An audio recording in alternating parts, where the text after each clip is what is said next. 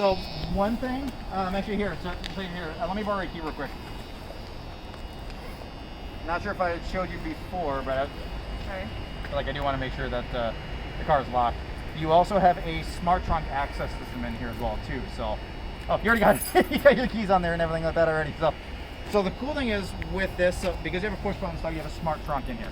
So there are sensors on the back here that know when the key's in proximity to the trunk. So if your hands are full from like Target or wherever, as long as the car's been locked for more than 15 seconds or you've been away for 15 feet. So actually, I'll back up a little bit just so I'm out of range here. But you can literally keep the key in your pocket or like that, you know. So if you do that, I'll just put it there just so you can see. Let it go for 15 seconds.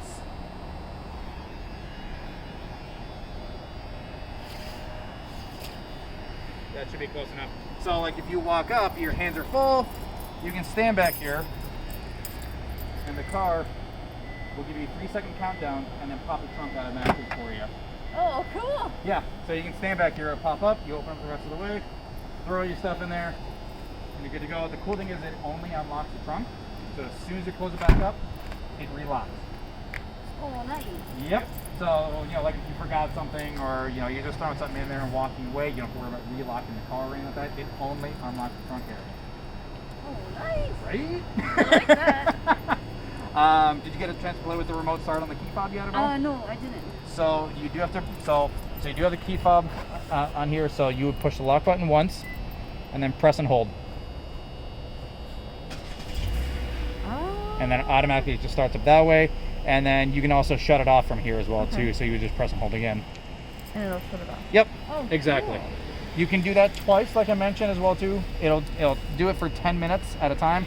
After that, it's like after the second shut off, you do have to physically get in the car and start it up. It's kind of a security thing on there just to make sure that, you know, it's actually you getting in the car next time. So make sure no one tries to get in and steal the car. The good news is that the key still has to be inside the car anyways.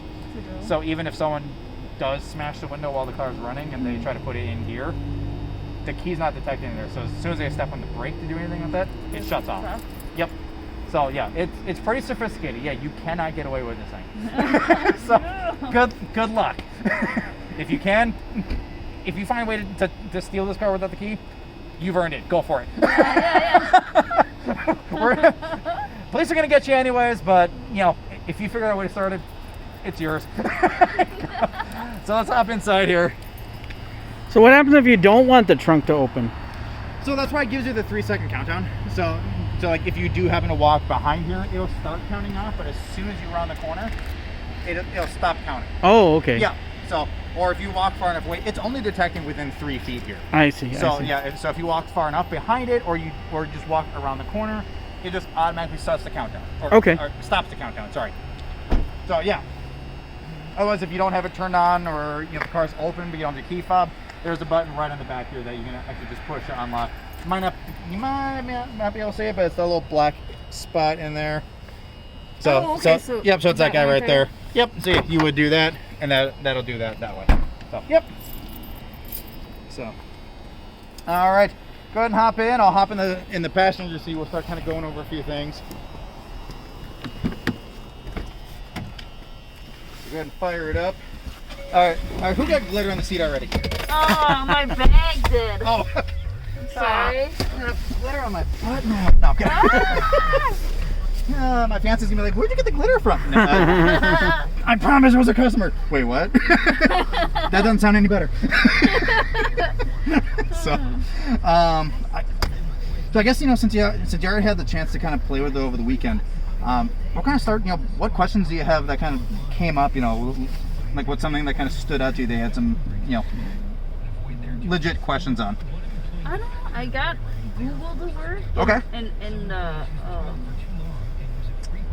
maps to, whatever. Yep. I got directions and stuff. Yeah. And I got that to work. Okay. Now when she's not driving and I'm driving and I put my phone in, Yep.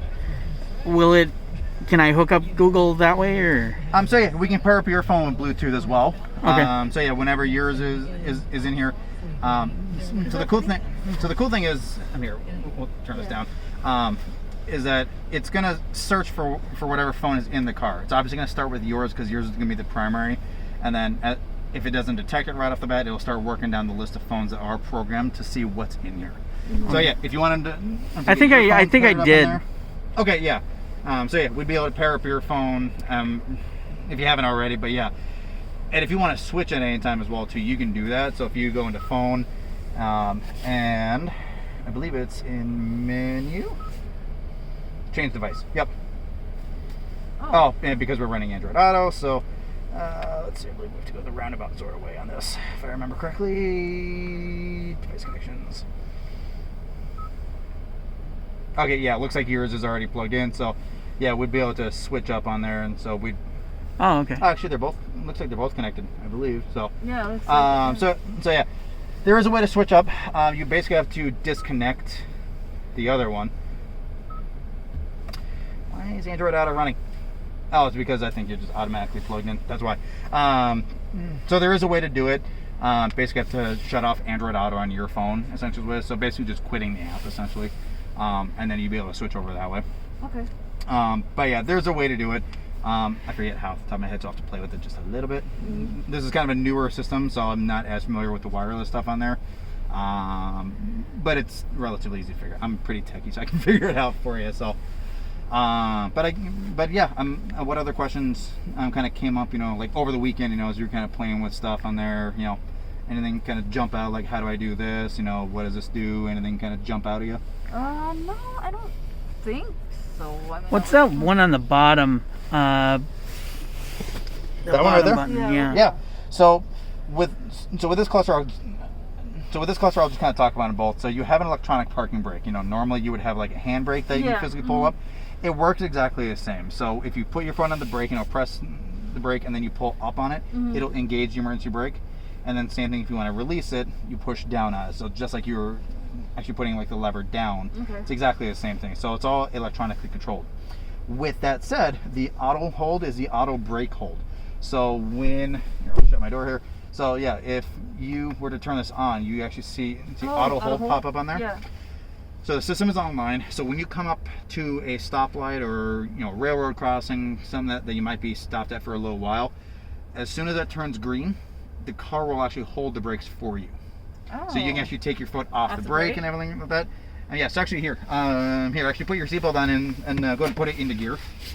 I'll just show you how that works. So it does require you to be buckled up for it to actually work. So, see it. All right, so go ahead and hit the brakes. Actually, let's put it in a drive here. Actually. Put it in drive. Yep. Okay, sorry. Nope, you're good. Oh. And so now see it's lit green, so go ahead and take your foot off the brake. Okay. So it holds the brakes for you. Oh, cool. And then to go, you just tap the accelerator. Ooh. Yep. Oh, neat. Yeah. Okay. And that's all it is. Oh, that's awesome. Yeah. And then just shut it off, you just tap it. You got it. Oh, that's kind of cool. Right? So, that's what that setup is going to be in here. I'll keep the door open here just a little bit so we can get some illumination and ventilation as well too. Just because all three of us are in the car, so we're not exactly COVID legal right now. Yeah. So that's why I'll keep the door open. So, Okay. I hate to say that, COVID legal. I hate that. I know. So, That's so sad. don't send the cops. Don't. So cool. Yep. So yeah, I guess if there's no other questions, we'll kind of start going over some of the stuff on here. Kind of show you a little more in depth on some of the systems on here. Okay. The HVAC controls, they're pretty self-explanatory.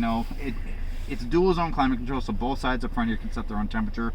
If you hit the sync button, it'll sync both sides to the same. Otherwise, I can change my side over here. So if I want a little bit warmer in at that. Otherwise, yeah, you can hit sync and it'll sync both sides together. Front and rear defrosters are all here. Heated seats on either side, so both sides can do that. Did I kind of talk about like the 3-level for like the auto stuff? Did I talk about that? Yeah. Okay. Okay, gotcha. Yep. Yep. So yeah, you have that option as well. So why don't we go over to the gauge cluster on here so you can kind of see what that looks like. So did you get a chance to play with this a bunch at all? Or? A little. I did a little. Sure. Okay. So just kind of refresh on here. So your controls for everything up here is going to be on this side over here. So your cruise control and stuff right here. Your lane keeping and what's called your highway drive assist is going to be all on this button right here.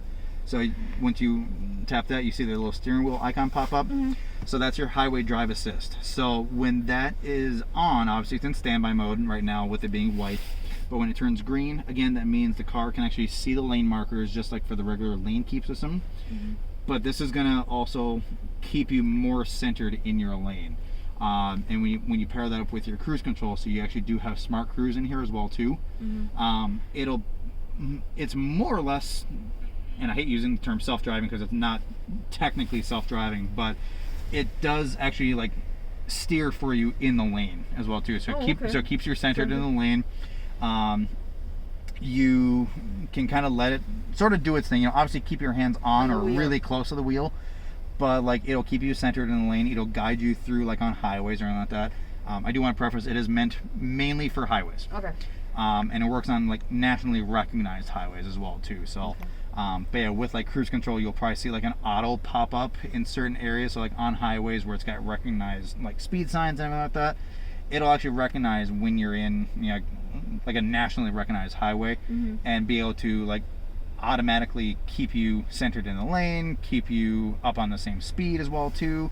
But because it is smart cruise control, you can actually set your following distance. So like if we were driving around, yeah, I know we can't do anything right now, but yeah, so you'd be able to kind of yeah, it's not even gonna let me turn it on really while we're stopped. Fine, be that way. Yeah, mine lets me turn it on, but yeah. So yeah, obviously you would turn it on with this, set your speed either way on here. So you would actually either hit plus or minus to like resume or excel on there, and then this is your following distance. So you can actually set how far you want it to follow the next car in front of you. So obviously you set the cruise for 70 miles an hour and the car sees another car in front of it going slower, it'll automatically slow to match their speed.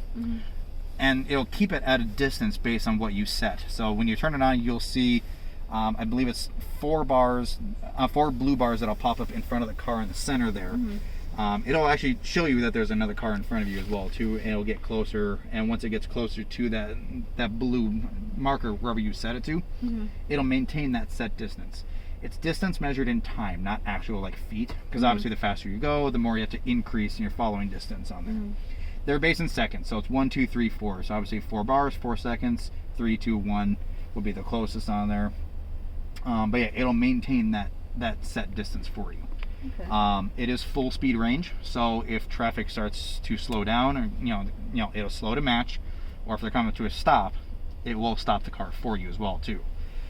It'll automatically resume after 3 seconds. Otherwise, after that, you'll see a little message pop up on here to either hit the resume button or tap the accelerator, and it'll automatically pick back up and start driving again for you as well. So yeah, you do have that. But yeah, with the highway drive on there, it'll kind of maintain the lane position for you as well too.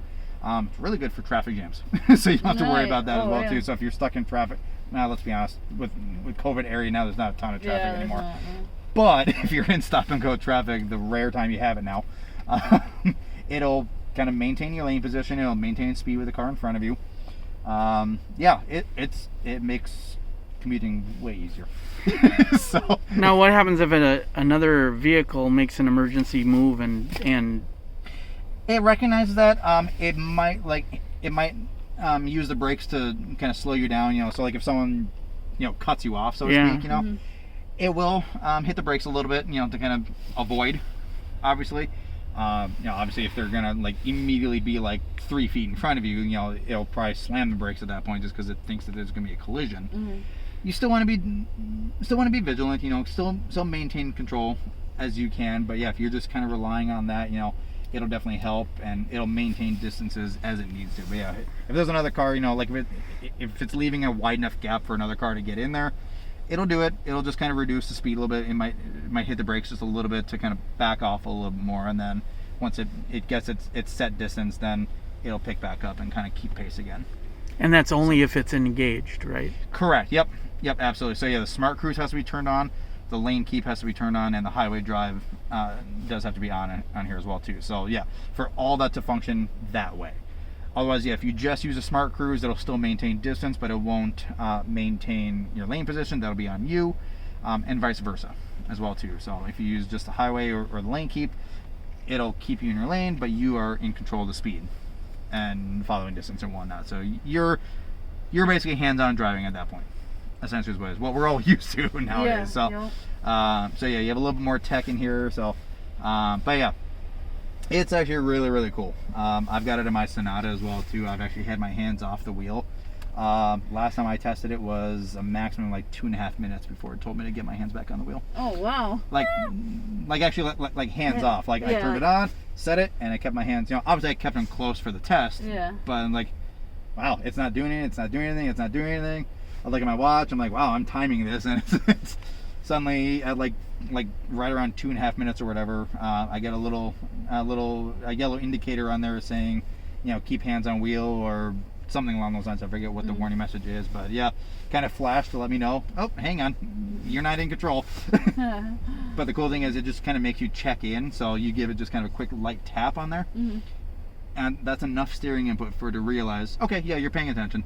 Oh, wow. Yeah, it's kind of cool. You didn't hear from me, but you can do that. So yes, exactly. So yeah, this is almost like Tesla level technology on here. It is technically classified as level 2 autonomy, which is what Tesla is as well too. Oh wow. So yeah, we're on the same level as Tesla now. Nice. It's kind of awesome. So but yeah, that would be to control all that stuff in there. And obviously this one is going to be for your main menu button up here, so you would kind of cycle through different menu options on here so you can see all your driving, fuel economy, and any like warnings that might pop up on here as well too, so you'll see all that. You can add a few things in here as well too, so if you press and hold you can kind of see a few more things that might pop up. So if you want to see what your fuel economy is since you refueled last, if you want to have a digital speedometer pop up on the center there, you can do that. You can kind of pick and choose what you want to have on there if you really wanted to. And then you hit it one more time, then you get into all your user settings, so you can kind of customize some of the driver assistance. I think we went over this before. I'll just kind of get you a little bit informed on that, I think. Did everything kind of make sense? Do we need to go over it again, just kind of refresh? Or maybe a refresh, yeah. Gotcha. Okay, no worries, that's why I ask. So yeah, with your driver assistance, so yeah, you can kind of readjust some of the warning timing and the volume in here. So you can actually actually increase or decrease the volume on there. So it's on high right now, but if you do that, or even on low, you can have it really quiet, or if you have it on high, to like really get your attention. That's why I like it on. Yeah, exactly. So it's good to at least get your attention that way. And honestly, some of the more important warnings will be a lot louder as well too, especially like the collision alert. You'll actually see a big bright red collision alert on there to let you know that you might actually be hitting something. And I don't want to say it's annoying, but it's loud enough that it gets your attention to kind of go, oh crap, hang on. So the cool thing is it's not going to hit the brakes right away. Okay. It will, so once it starts, I'm giving you that warning, hey, you're going to hit something. It pre-charges the brakes, so you have the maximum braking power right off the bat, and just in case you need it. And if you don't react in time and the car still realizes that you're gonna smack the other car or smack whatever it is you're coming head on with, then it'll hit the brakes for you. But yeah, otherwise it starts pre-charging the brakes so that when you come to the realization that you're gonna hit something, you hit the brakes and that pedal's gonna be nice and tight, and it's gonna grip the brakes really hard to get the maximum stopping power for you. And like I said, if you don't react, it'll do it for you. Don't rely on it. Be vigilant. Yeah. Oh, be vigilant. Yeah. Pay attention so that it doesn't have to work for you. But it's there in case. But yeah, you can do all that as well too. The driver attention warning, that was that kind of sloping bar that we kind of looked at. You kind of measure, when it's time to take breaks or make sure you're paying attention. It also has the lead vehicle departure alert. So that's that first one that's checked up on there. What's really cool with that is that if you're dinking around and playing with the radio or on your phone, you shouldn't be. That's a no-no. If you're looking off to the side instead of up here and the car in front of you starts moving, it'll let you know that the car in front of you is departing to start paying attention again. Yeah, no, I like that. I had that on and I was like, oh, the car's leaving. I was you looking saw it down. already. I was looking Nice. down. Yep. And I was like, oh, okay. And then I'm going, dee-dee. Yep. Oh, hey, by the way. You can go. Exactly, yeah. So that you don't get honked at by the person behind you. So. Your forward safety, so that's your forward collision alert on there. So the active assist is on by default. So that was the forward collision alert. So it'll alert you first, pre-charge, and if you don't react, it'll slam the brakes for you. You can do just warning only, where it's just going to only alert you and not hit the brakes for you. If you totally want to do that, you can customize it however you want to. Or if you just want to turn the system off entirely, you can do that as well. your lane safety, so there's gonna be your lane keeping assist. So right now it's on like active lane keeping on there. You can just have lane departure warning, so it only beeps at you when you start crossing over. It won't actually correct for you. Or you can just turn it off that way as well too. And then your blind spot safety, so you do have the active assist on there, so it is blind spot collision avoidance assist. So if the car detects that you are going to be colliding with a car that is in your blind spot, like it's beeping at you, it's flashing the lights and the mirrors at you to let you know someone's there, but the car realizes that it's going to actually hit the other car, it will actively get you away from that car. So it actually brake torques the opposite wheels to guide you back away from that as well too. It's not like a violent jerky motion like that, but it's enough to veer the car away to actually avoid a sideswipe collision. Okay. The safe exit assist is kind of a nice safety feature that they started putting on the Elantra. So when you are like parallel parking on the side, or if there's a car coming alongside you, you're on the side of the road, it uses the blind spot sensors to actually let you know that there's a car coming and to not get out of the car just yet. Oh. Yeah. So if we had just pulled over to the side of the road, it's kind of a busy road, it'll let you know when it sees a car coming to don't open the car yet. Wow, that's cool. Yep, and you'll see it. Actually, it'll say vehicle approaching, keep doors closed, or something along those lines, I think. So, yeah, this is actually a feature I don't have in my car because they didn't put it into the Sonata until 21. I've got a 2020. I'm like, really? You added this just now? Fine. Whatever. I got gypped a little. And then same thing with the parking safety. So it is rear cross traffic. So the same sensors will look perpendicular to you when you back out of a spot, let you know if someone's coming on, and if you don't stop to let them pass on their car again, realizes that you're going to hit them or they're going to hit you, it'll hit the brakes automatically for you to get you to stop. So, yep. Cool. Keep that on, Patty. It is. It already is. So, your lights, there's just a couple of things in here. So you can actually have like the headlight delay turn on. You do have high beam assist, so actually when you push the turn signal stalk forward, you'll see an auto on there instead of the blue high beam icon on there. So the same camera system that's up here watching the lanes is also watching for any oncoming headlights or any taillights that you might be coming up on. If it sees any of those, it'll automatically dim the lights back down to regular low beams, and then as soon as they're clear again, it'll flip up the high beams automatically for you as well. You can turn that off just by pushing forward again to get the high beams on, and then pull back to turn it off. Okay. So you would do that. The headlight delay, obviously you turn the car off, they'll stay on for 30 seconds just to give you a little bit of light in your path. The one touch turn signal, so you can actually do that, just kind of tap down, it'll just give you like an automatic 3 blinks, or if you want to do 5 or 7 blinks, you can do that as well too, or just turn it off as well. The illumination, that's going to be your panel dim on here. So instead of having like an actual rocker switch over there, you can dim your panel lights right down here as well too instead. Or you can press and hold and bring it all the way up to full brightness, wherever you want it to kind of set in there. So I'll let you kind of customize that based on your eyes. I know everyone's eyes are a little sensitive or have different things that they are sensitive or not sensitive to. So I'll kind of let you kind of figure that out yourself. Does that include the audio screen too? Yep. Yeah, so yeah, if you were to dim the full panel on there, so yeah, it dims the screen as well too. Yep. Oh, okay. Yep. Yep. Or if it goes full brightness again, yep, it'll do that as well.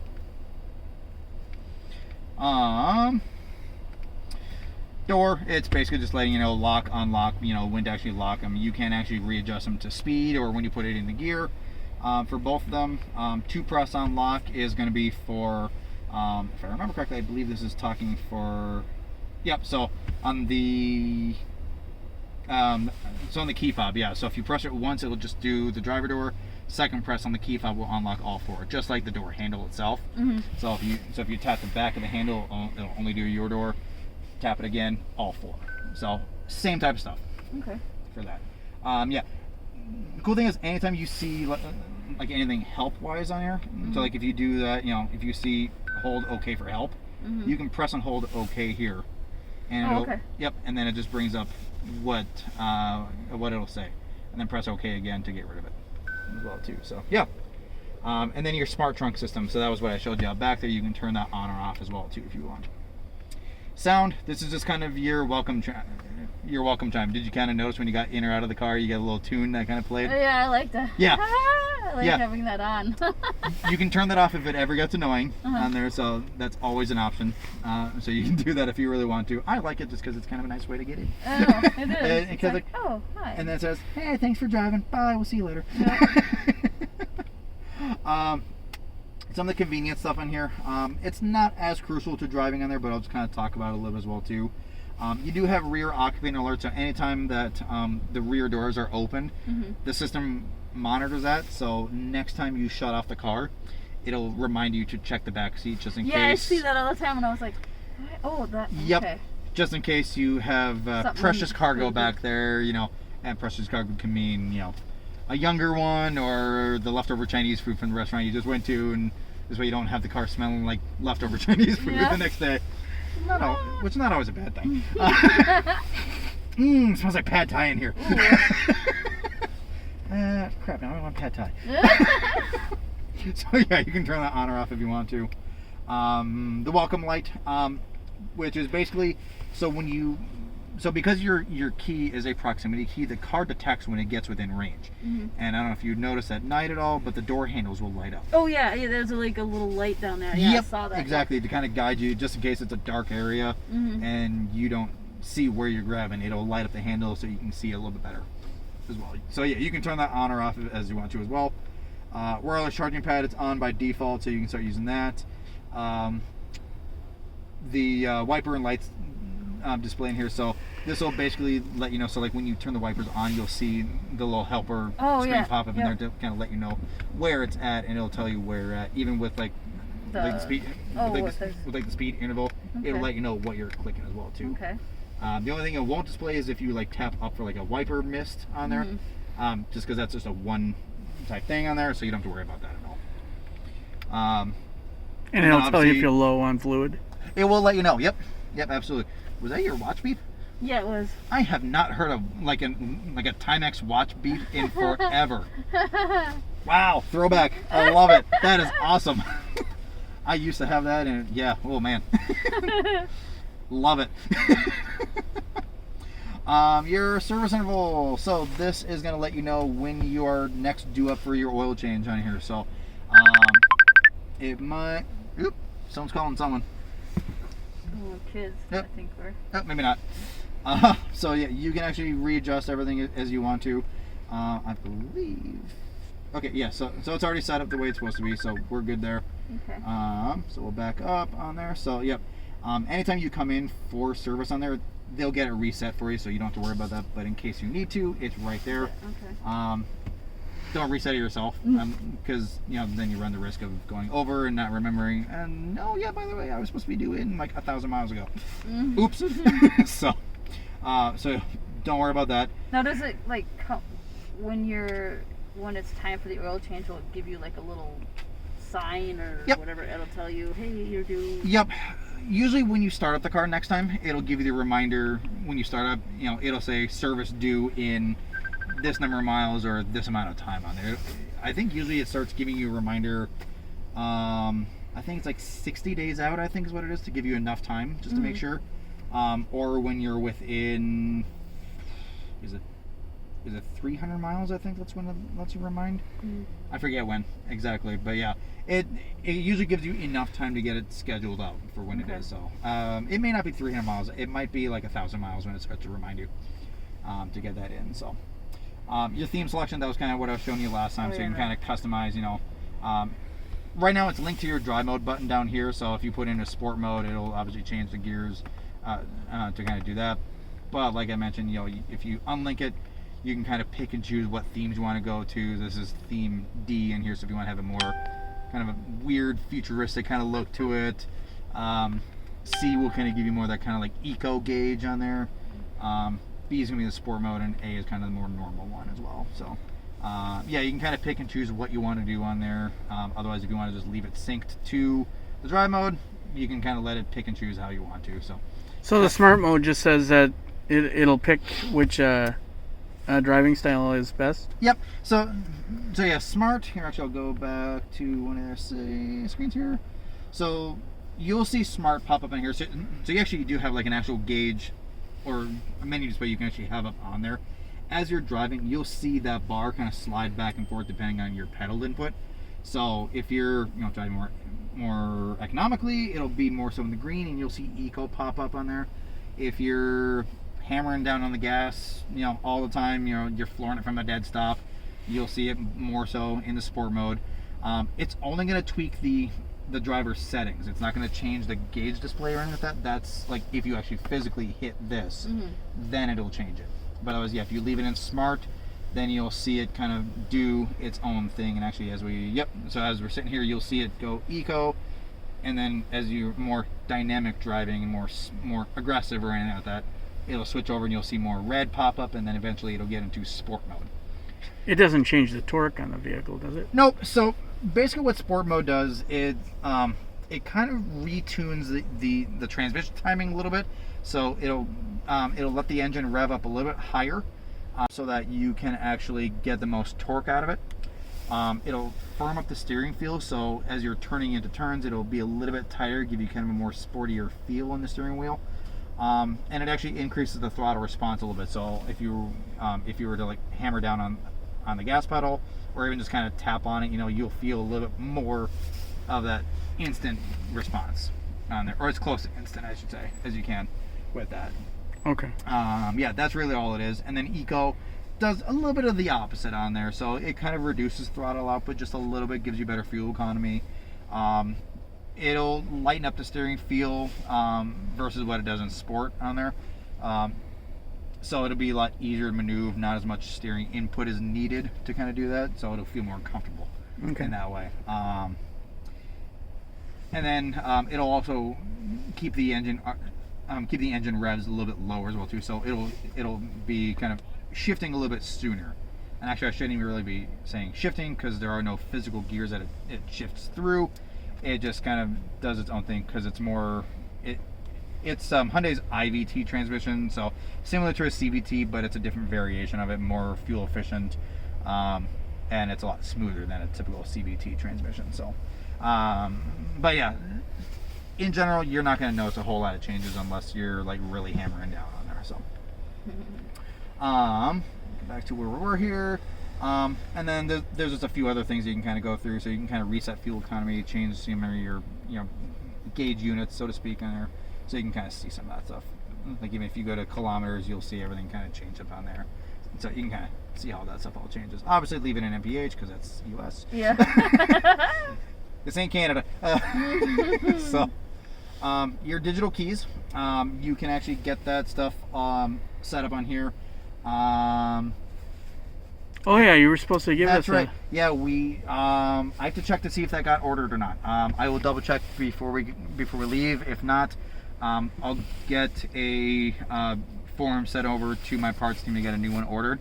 I'll be honest, I apologize. I forgot about that. I'm so sorry about that. So it's been kind of a crazy couple of days. So I'll get a new key ordered for you. Otherwise, with a smartphone key, I did enable that when I turned your Blink system on. So if you guys want to, you can start using your smartphones as actual digital keys for the car. Like I said, you can tap the phone to the door handle, and then it'll actually recognize it.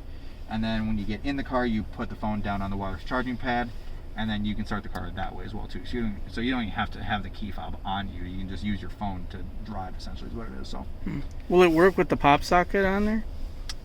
No, unfortunately not, because that'll create too much of a barrier between the wireless charging pad. So yeah, it'll need to be either have that removed, or if it's on a case, take the phone out of the case in order to use that. So the good news is, once the car is started, you can take the phone off the wireless charging pad. So if you want to, you take it out real quick, touch it at the door, and slap it on the wireless charging pad, get it started, throw the phone back in the case. So there's ways to do it. Obviously that's probably not the most convenient way to do it, but you have the option to do that as well too. So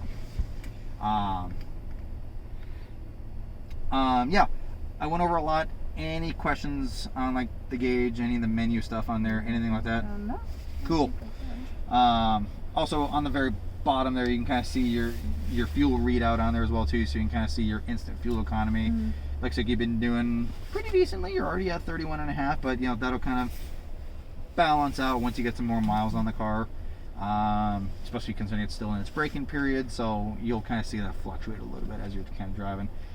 Typically around the 1,500 mile mark on there is typically where the engine kind of gets past its braking period, and then the computer kind of recalibrates and remeasures how you're driving it has been. So you get more accurate readouts on there. So this may not be entirely accurate right off the bat, just because it's going to do a lot of fluctuating on there. So eventually it'll balance out and kind of see where things end up being for your fuel economy. So other than that, I mean, that's kind of it for the gauge cluster, unless there's any other things that kind of came up as we're talking. No. Cool.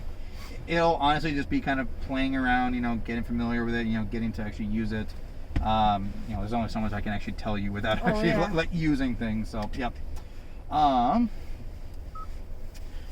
I use the restroom really quick? No, we're busy. Oh, No. okay. yeah, go right ahead for Thank sure. you. Yeah, absolutely, go right ahead. So.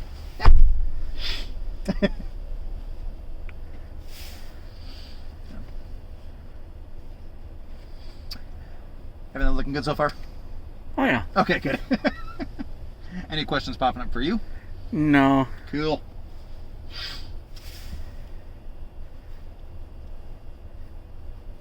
Just regular unleaded, right?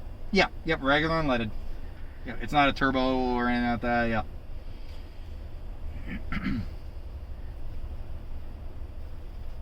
And what do they recommend for engine oil weight?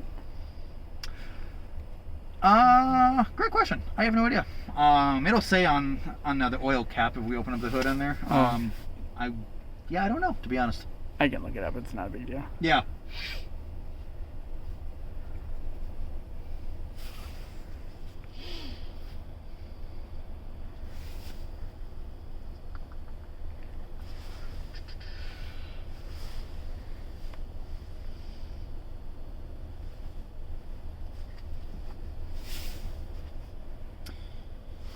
Yeah, these things are really nice. I'm actually a little jealous, to be honest. There's a few things that are just a little bit nicer even in here than in my Sonata.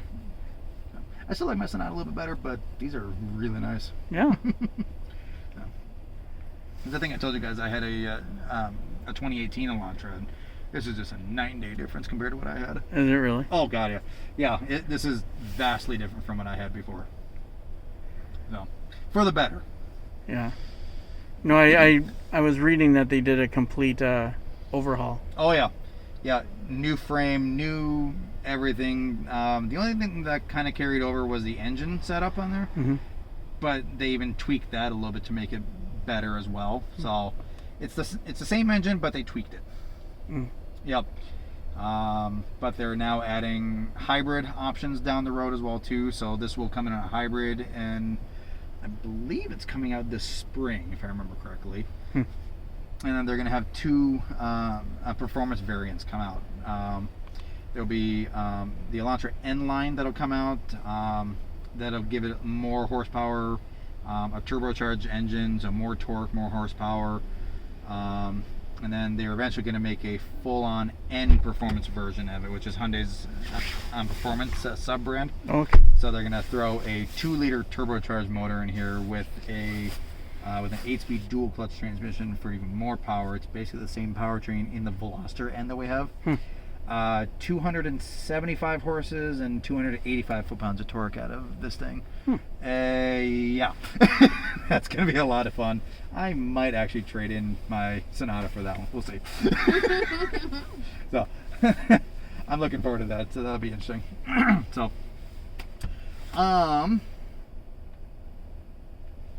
you got a chance to play with the radio. Everything kind of makes sense on there. Did you have any questions on it? It's pretty intuitive. No, yeah, Okay. I pretty much got that. Okay, yeah. Sounds good. Well, then I probably don't have to go a whole lot into that, to be honest, then. You kind of figured that part out. The only thing I will say, if you ever want to change the date and time on there, there's a little shortcut. You can actually just tap the clock icon and it'll take you right into everything on here. Okay.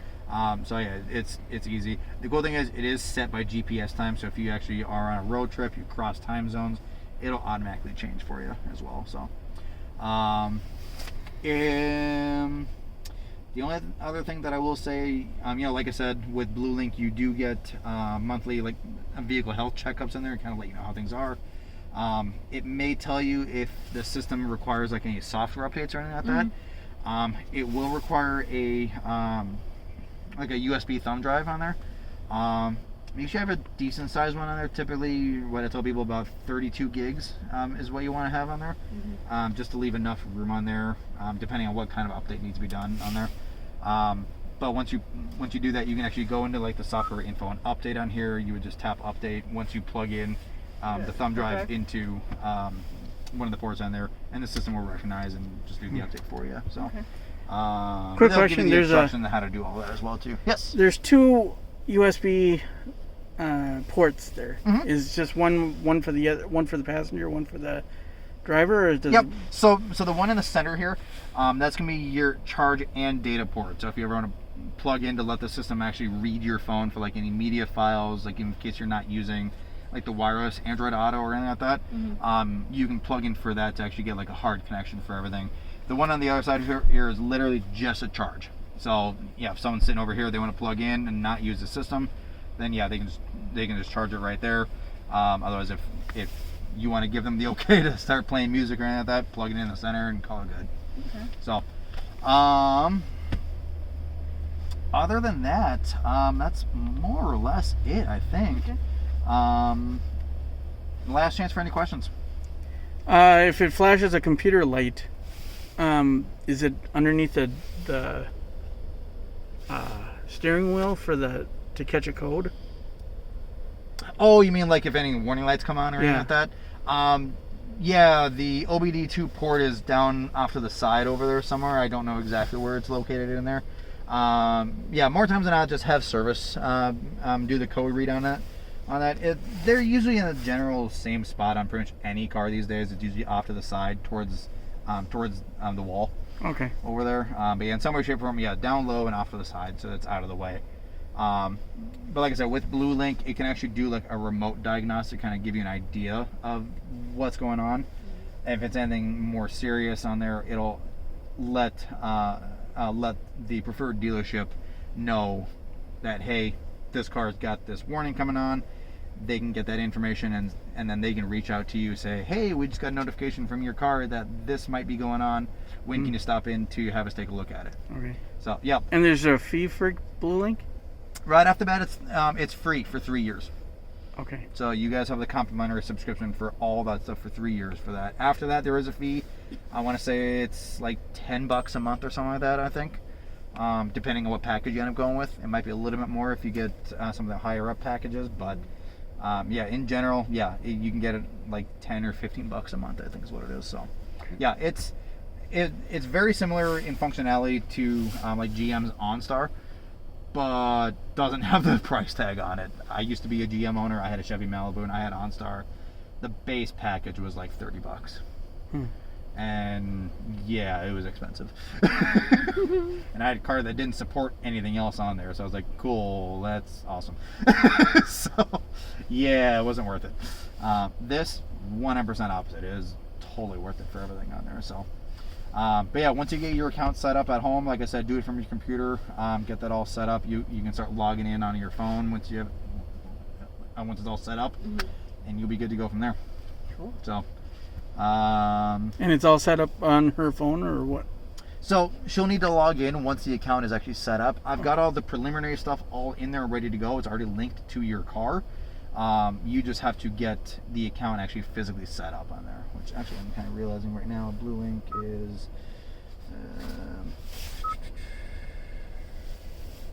it should be active. I'll have to go back in and double check just to make sure everything actually got submitted, but yeah, that's one thing we can check on before we take off, because it should have been activated by now. But all right, that and those keys, the digital keys. The digital key we'll probably have to order. Okay. So like I said, I'll get another due bill printed off and I'll get that over to my parts team if it hasn't been done already, just so we can get that ordered. Okay. So, and then that's pretty easy to get programmed after that. So, but yeah, if nothing else, we'll shut it down. We'll hop back inside so I can check on the Blue Link real quick, and then we'll call it good. Perfect. Thank you. Yeah, you are very welcome.